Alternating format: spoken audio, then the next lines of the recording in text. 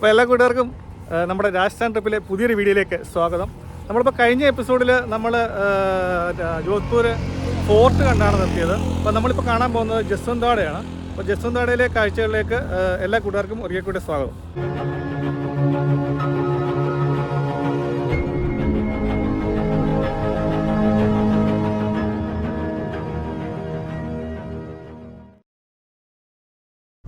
നമ്മൾ ഫോർട്ടിൽ നിന്ന് ഇറങ്ങി ഇവിടെ അങ്ങോട്ട് നടന്നുകൊണ്ടിരിക്കുകയാണ്. അപ്പം ഇവിടെ കുറേ ഓട്ടോക്കാരെ കാര്യങ്ങളൊക്കെ ഉണ്ട്. പക്ഷെ ഞങ്ങൾ ഓട്ടോ എടുക്കുന്നില്ല എന്ന് വിചാരിച്ചു. ഞങ്ങൾ പതുക്കെ നടക്കാമെന്ന് വെച്ചു. നടക്കാനുള്ള ദൂരമേ ഉള്ളൂ, ഒരു 600 മീറ്ററൊക്കെ കാണിക്കുന്നുള്ളൂ. അപ്പോൾ അതുകൊണ്ട് നമ്മൾ പതുക്കെ നടക്കാമെന്ന് വെച്ചു. ഇവിടെ നോക്കിക്കഴിഞ്ഞാൽ നമ്മുടെ ആ ഫോർട്ടിൻ്റെ ഒരു വലിയ നല്ലൊരു കാഴ്ച നമുക്ക് ഇവിടെ നിന്ന് കാണാം. ഉണ്ടോ ഫോർട്ട്? അപ്പം നമ്മളിത് ഈ കാണുന്ന വഴിയിലൂടെ ഇങ്ങനെ നടന്നുകൊണ്ടിരിക്കുകയാണ്. നമ്മളെ ഒരുപാട് ഓട്ടോക്കാർ ഇങ്ങനെ സമീപിക്കും കേട്ടോ. അവർ പറയുന്ന ഒരാൾക്ക് അവർക്ക് 50 രൂപയ്ക്ക് അവർ താഴെ കൊണ്ടുവന്നാണ് പറയുന്നത്. എന്തായാലും 50 രൂപയ്ക്ക് പോകേണ്ട കാര്യമൊന്നുമില്ല. നമുക്ക് എൻ്റെ കാല് ദൈവം തന്നിട്ടുണ്ട്, നടക്കാനൊക്കെ പറ്റും അല്ലേ. നമ്മൾ പതുക്കെ കാഴ്ചകളൊക്കെ കണ്ട് പതുക്കെ അങ്ങ് പോവാം. ആ ഫോർട്ടിലേക്ക് വരുന്നവരുടെ പാർക്കിംഗ് സ്പേസ് ഇവിടെയാണ് കേട്ടോ.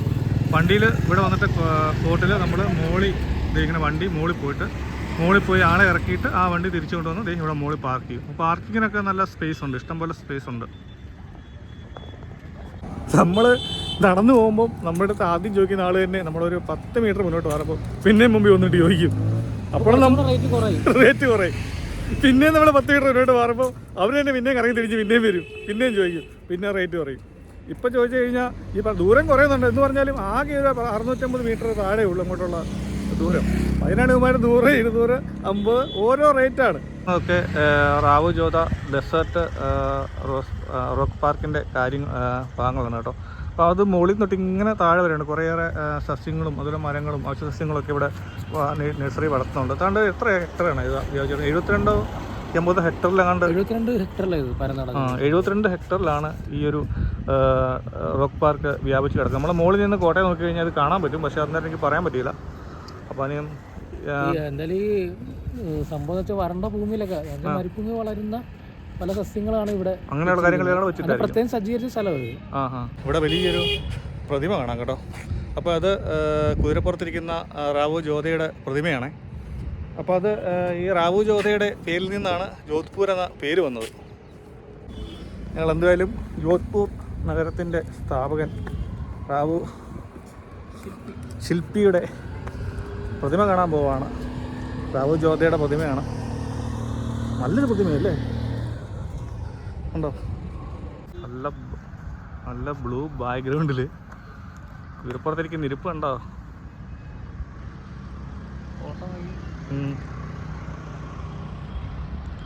ഫോർട്ടിലേക്ക് നോക്കിയാൽ ഇവിടെ ഇരിക്കുന്നത് അയ്യം ചോണ്ടി.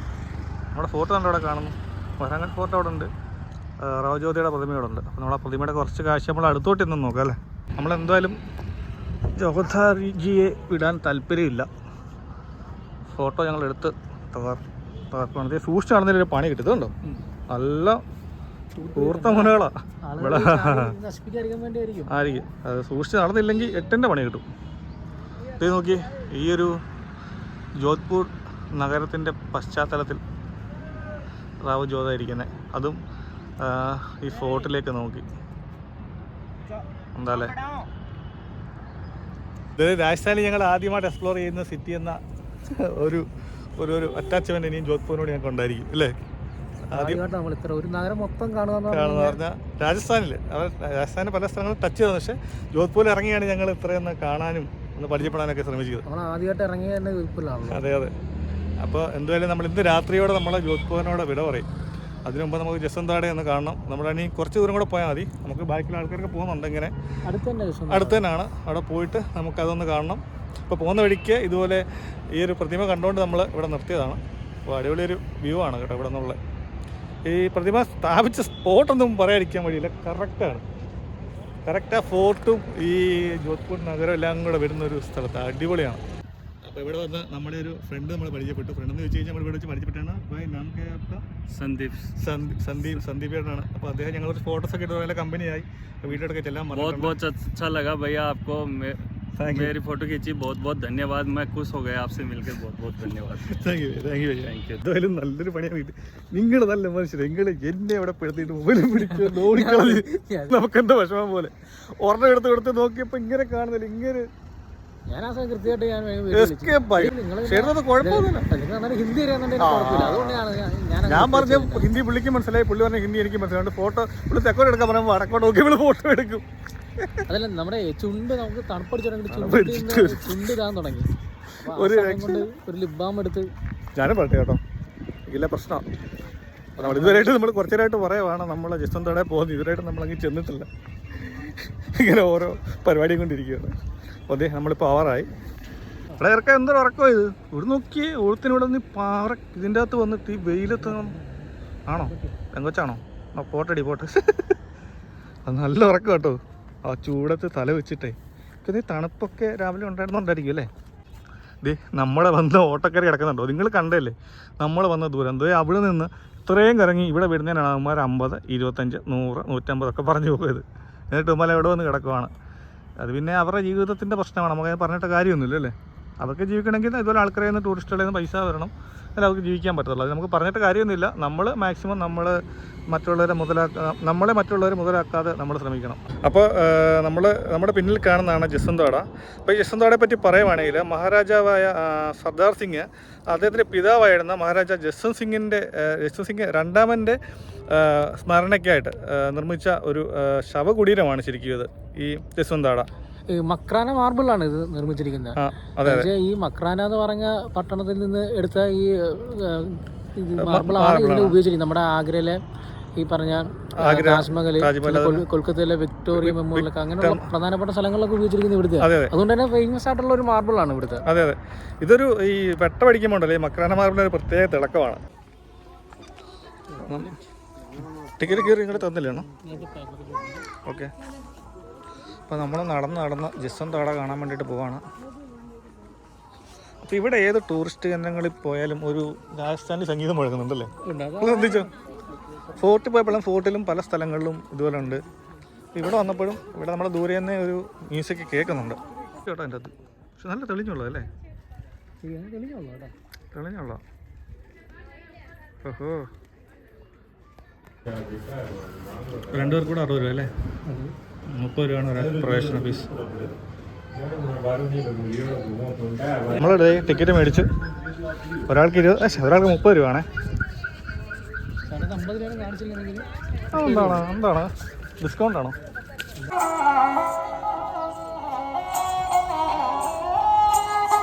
നല്ലപോലെ അവർ പാടുന്നു കേട്ടോ, നല്ല പാടുമല്ല നല്ലപോലെയാണ് അവർ വായിക്കുന്നത് അതല്ലേ. അപ്പം നമ്മൾ പറഞ്ഞ് കുറച്ച് നേരമായിട്ട് കറങ്ങാൻ ഇറങ്ങിയാണ് ജസ്വന്തോട വരാൻ വേണ്ടി. ഇപ്പോൾ ശരിക്കും ജസ്വന്തോട വന്നു. ഓ നമ്മുടെ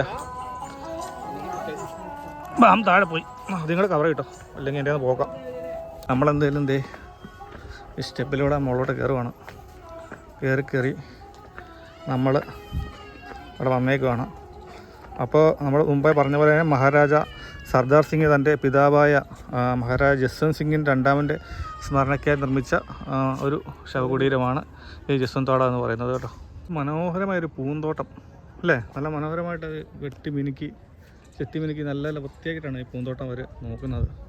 ഈ കിളിവാതിൽക്കൂടെയൊക്കെ ആൾക്കാർ ഫോട്ടോ എടുക്കണം, ഈ ആൾക്കാർ സ്ഥിരം ഫോട്ടോ എടുക്കുന്നത് ഇവിടെ. പക്ഷേ ഈ ജനലിൽ കൂടെ എവിടെ കൂടെ നോക്കിയാലും നമ്മൾ കാണുന്നത് നമ്മുടെ ഫോർട്ടാണ് കേട്ടോ, ജോധ്പൂർ ഫോർട്ടാണ് കാണുന്നത്.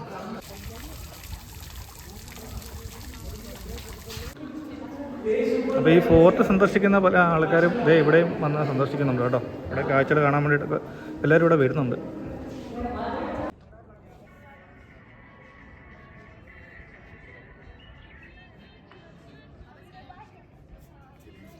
താഴെ ഇറങ്ങിയാലോ, നല്ല പേരാ. പിന്നെ ഇവിടെ അദ്ദേഹത്തിൻ്റെ ഫോട്ടോസിലൊക്കെ രാജാക്കന്മാരുടെ ഫോട്ടോസും കാര്യങ്ങളൊക്കെ വെച്ചിട്ടുണ്ട്.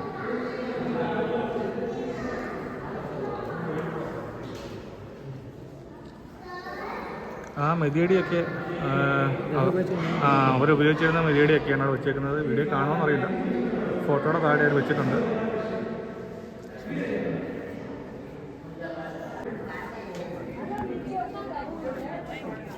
ഫോട്ടോസൊന്നും എടുത്തില്ല ഇവിടുത്തെ ജസ്റ്റ് എന്താ പറയുക, ഞങ്ങൾ താഴെ സ്റ്റെപ്പിൽ പോയിട്ടുണ്ടെന്ന് ഫോട്ടോ എടുക്കാൻ വേണ്ടിയിട്ടുള്ള പുറപ്പാടാണ്. സ്റ്റാറ്റസ് ഇട്ട് വെറുതെ എന്താണ് പറയുന്നത്, വെറുപ്പിക്കുന്നുണ്ട്. അതിൻ്റെ ഭാഗമായിട്ട് കുറച്ച് ഫോട്ടോസ് ഞങ്ങൾക്ക് എടുക്കണം. അപ്പോൾ ഞങ്ങൾ ഫോട്ടോസ് എടുക്കാൻ വേണ്ടിയിട്ട് പോവാണ്. അപ്പോൾ ഇവിടെ എല്ലായിടത്തും എഴുതി വെച്ചിട്ടുണ്ട്, നിങ്ങളിവിടെ കയറുന്നതിന് മുമ്പ് നമ്മുടെ ഷൂ ചെരുപ്പൊക്കെ നമ്മൾ ഊരിയിടണമെന്ന്. ഇവിടെ വാട്ടർ ഫൗണ്ടനൊക്കെ ഉണ്ട് കേട്ടോ.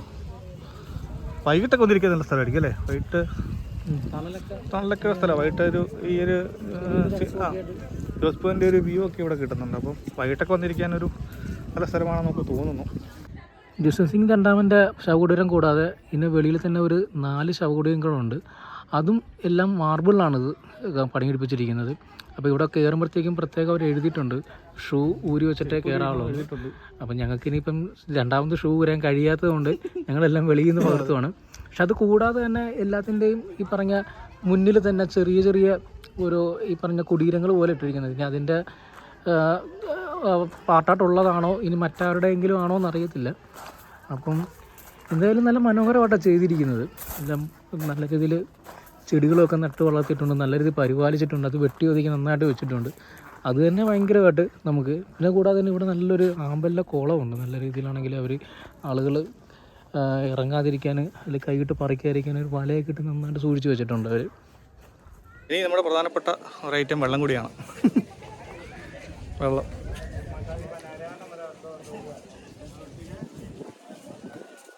ശ്രീനി പോയി അവസാനം വെള്ളം കുടിക്കേണ്ടി വന്നു. നമ്മൾ രാസൻ ട്രിപ്പിലൊക്കെ ഏറ്റവും രാസൻ ട്രിപ്പ് മാത്രമല്ല, നമ്മൾ എല്ലാ ട്രിപ്പിന് പോലും നമ്മൾ പ്രത്യേകം ശ്രദ്ധിക്കേണ്ട കാര്യം എന്ന് വെച്ചാൽ നമ്മൾ വെള്ളം കരുതിക്കണം എപ്പോഴും. എല്ലായിടത്തും കിട്ടുമെന്നുണ്ടെങ്കിലും നമ്മളിവിടെയും ഈ പറഞ്ഞ രീതിയിൽ 30 രൂപ 40 രൂപ 50 രൂപ വെച്ച് കൊടുക്കാതിരിക്കുന്നത് നല്ലത്.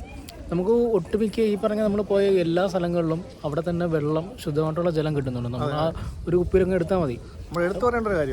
അതുകൊണ്ട് നമുക്ക് അതിൻ്റെ ആ ഒരു സൗകര്യം ഭയങ്കര. പിന്നെ മാത്രമല്ല എല്ലായിടത്തും ആണെങ്കിലും ടോയ്ലറ്റ് സൗകര്യമുണ്ട്. സ്ത്രീകൾക്കും പുരുഷന്മാർക്കും പ്രത്യേക സൗകര്യങ്ങളുണ്ട്. അപ്പോൾ അതുകൊണ്ട് തന്നെ നമുക്ക് എവിടെ പോയാലും നമുക്ക് കംഫർട്ടബിൾ ആണല്ലോ. എനിക്കൊന്ന് ഇവിടെ ടൂറിസ്റ്റുകളല്ലാതെ ഇവിടെയുള്ള ആൾക്കാരും വരുന്നുണ്ടെന്ന് തോന്നുന്നു കേട്ടോ. ഇവിടെയുള്ള ആൾക്കാരും വരുന്നുണ്ട്. അപ്പോൾ ഞങ്ങൾ കഴിഞ്ഞ് നേരത്തെ ശ്രീനി ബ്രോ പറഞ്ഞ കണക്ക് തന്നെ നേരത്തെ ഒരാളെ, ഒരു ഹിന്ദിക്കാരനെ കണ്ടതെന്ന് വെച്ചാൽ പുള്ളിക്കാരനെ ഇവിടുന്ന് ഒരു 10-15 കിലോമീറ്റർ അകലെയുള്ളൊരു ജില്ലയിൽ നിന്ന് വന്ന ആളാണ് അദ്ദേഹം. അപ്പം പല ആൾക്കാരും വരുന്നുണ്ട് ഇവിടെ. പിന്നെ എനിക്ക് ഇപ്പം ഈ പറഞ്ഞ ഹോളിഡേ സീസണൊക്കെ ആയി തുടങ്ങി. ഇപ്പം അതുകൊണ്ട് തന്നെ ആൾക്കാർ പല വിദേശികൾ വന്ന് തുടങ്ങുന്നുണ്ട്. ഡിസംബർ പകുതിയാകുമ്പോൾ ന്യൂ ഇയർ വരുവാണ്. ഇനിയിപ്പോൾ ക്രിസ്മസ് ന്യൂ ഇയർ വരും. ഇപ്പോൾ സീസൺ തുടങ്ങാൻ വേണ്ടി പോകുക. കാരണം വെച്ച് കഴിഞ്ഞാൽ ഇനിയിപ്പം ക്രിസ്മസ് അവധി തുടങ്ങുന്നു. മറ്റ് രാജ്യങ്ങളിലെ ആളുകൾ വന്നു തുടങ്ങുക വെച്ചാൽ അവർക്ക് പറ്റുന്നൊരു ക്ലൈമറ്റായി മാറിയിരിക്കുകയാണ്. നല്ല തണുപ്പുണ്ട്. അപ്പം ഈ പറഞ്ഞ രീതിയിൽ രാജസ്ഥാൻ ഭയങ്കര ചൂടാണെന്ന് പറയുന്നത് നമ്മൾ രാജസ്ഥാൻ്റെ ഒരു ഭാഗത്ത് എത്തിയിട്ടുള്ളൂ. പക്ഷെ എന്നാൽ പോലും നമുക്ക് ആ ഒരു ചൂട് അറിയുന്നില്ല അല്ലേ? ഈ പറയുന്ന ഭാഗങ്ങളിലേക്കൊക്കെ നമുക്ക് അത്രയും പ്രശ്നമില്ല. കാര്യം ശരിക്കും ഈ ഒരു മരുഭൂമി ഡെസേർട്ടിൻ്റെ ഒരു പ്രശ്നം വരുന്നത് ശരിക്കും ജയ്സാൽമീറൊക്കെയാണ്. അത് ജയ്സാൽമീർ ശരിക്കും താർ ഡെസേർട്ടിൻ്റെ ഭാഗമാണ്. അപ്പം നമ്മളെ പറയുന്ന റൂട്ട് തന്നെ ഈ താർ ഡെസേർട്ട് തന്നെ ഇന്ത്യയും പാകിസ്ഥാനും ഒക്കെ ചേർന്ന് കിടക്കുന്നതാണ്. കൂടുതൽ ഭാഗം ഇന്ത്യയിലാണ്. ഇന്ത്യയിലും പാകിസ്ഥാനും കൂടെ കിടക്കുന്ന ഒരു ഡെസേർട്ടാണ് താർ ഡെസേർട്ട്. പക്ഷേ ആ ഭാഗത്തേക്കൊക്കെ ഇത്രയും പച്ചപ്പില്ല. പക്ഷേ ആ ഭാഗത്തെ കാഴ്ചകളൊക്കെ നമ്മൾ പറയാൻ മറന്നുപോയി. നമ്മളിപ്പം ഈ ജോധ്പൂരിലെ കാഴ്ചകൾ കണ്ടു കഴിഞ്ഞിട്ട് നമ്മൾ പോകുന്നത് ജയ്സാൽമീറാണ് കേട്ടോ.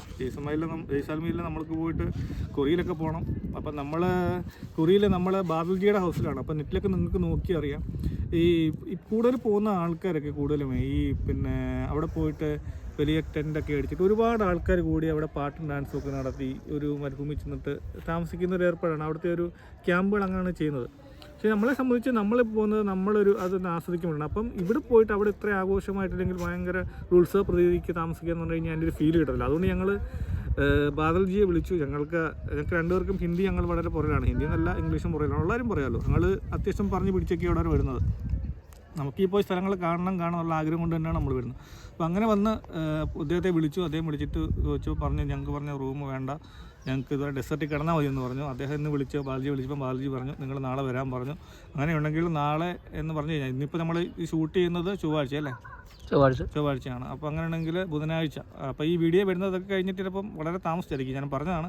അപ്പോൾ അടുത്ത ദിവസം തന്നെ ഞങ്ങൾ ഈ പറയുന്ന ജയ്സാൽമീർ പോകുന്നുണ്ട്. അവിടെ ഖുറി എന്ന ബാദൽജിയുടെ ഹൗസിൽ താമസിക്കുന്നുണ്ട്. എന്നിട്ട് ഞങ്ങൾ ഡെസേർട്ടിൽ ടെൻ്റ് അടിച്ച് കിടക്കുന്നുണ്ട്. അപ്പോൾ നമ്മുടെ മെഹ്റാൻഗഡ് ഫോർട്ടിൻ്റെ കാഴ്ച പോലെ തന്നെ ഈ യശ്വന്താഴയുടെ കാഴ്ചകളും നിങ്ങൾക്ക് ഇഷ്ടപ്പെട്ട് കാണുമെന്ന് വിചാരിക്കുന്നു.